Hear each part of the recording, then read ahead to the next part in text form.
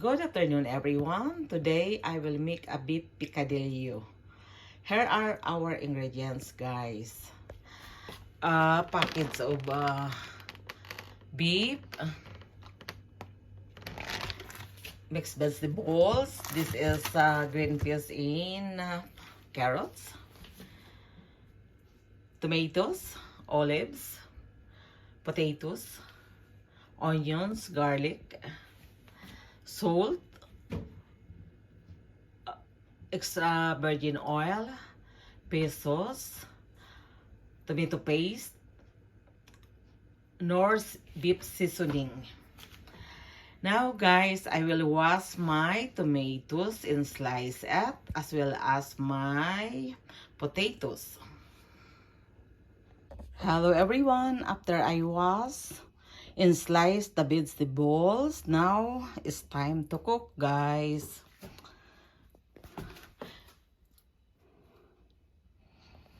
It's time to cook. Now we will saute the onions and garlic.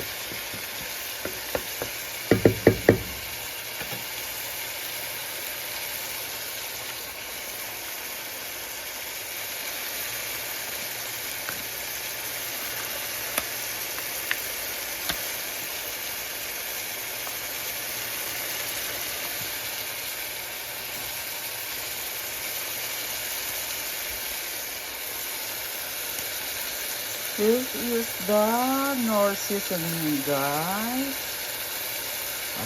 This now. Oh.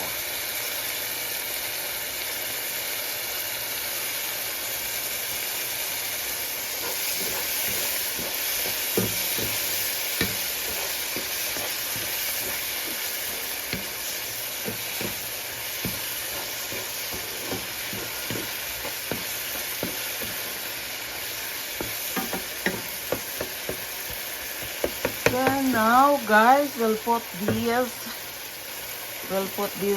ground meat.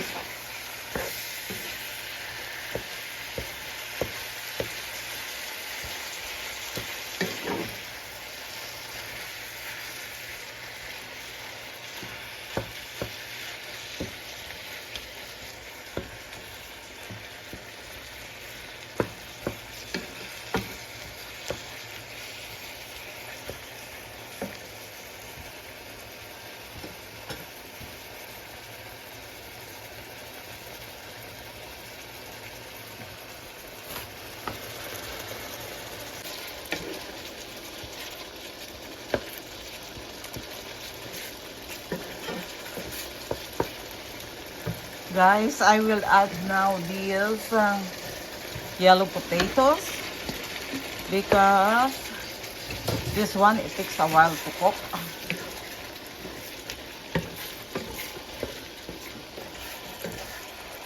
This one it takes a while to cook.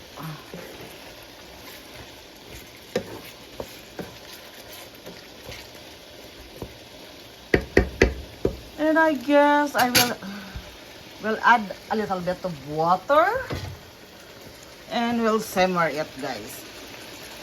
Put the lid so that it will boil.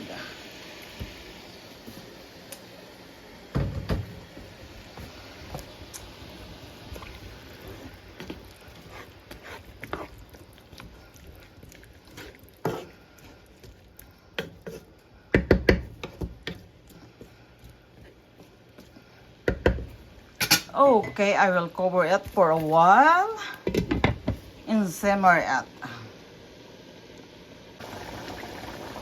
Okay, guys, we can put these, some of this, Oh, anyway, this is my own version of beef picadillo, guys. My own version. Some people, they put raisins. But my daughter don't like raisins, so I didn't put raisin. Instead, I put pepper, red bell pepper.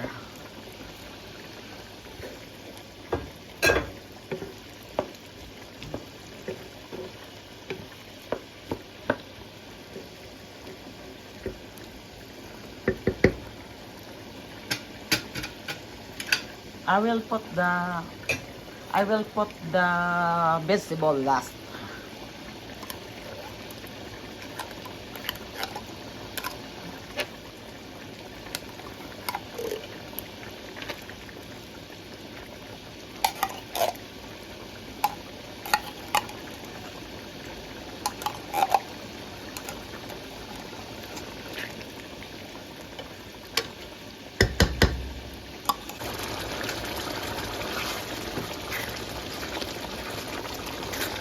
Now we can put the mixed vegetables.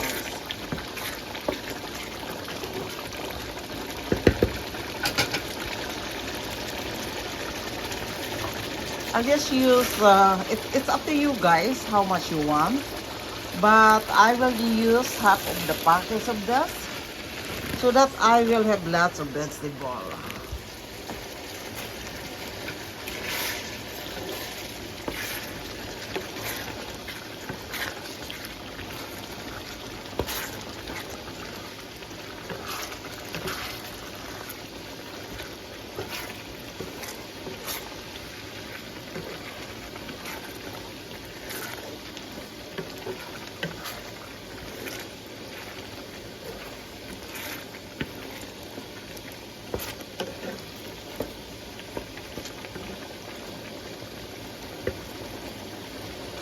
Now I can lower the heat. This is Bonina's version of beef picadillo, guys. Mostly people use raisins. I use raisins in the Philippines, but my daughter, she don't like raisins, so I just didn't put one.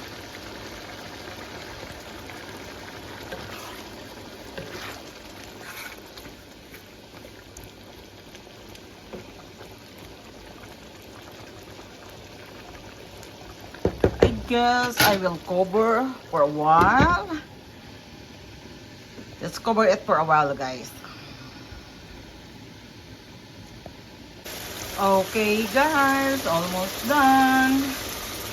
This is our beef picadillo. I will turn off the heat now.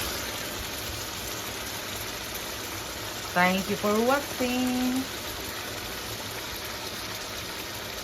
Bye-bye. Hello everyone. This is the outcome of our beef picadillo. Now ready to eat. Thanks for watching. Bye-bye.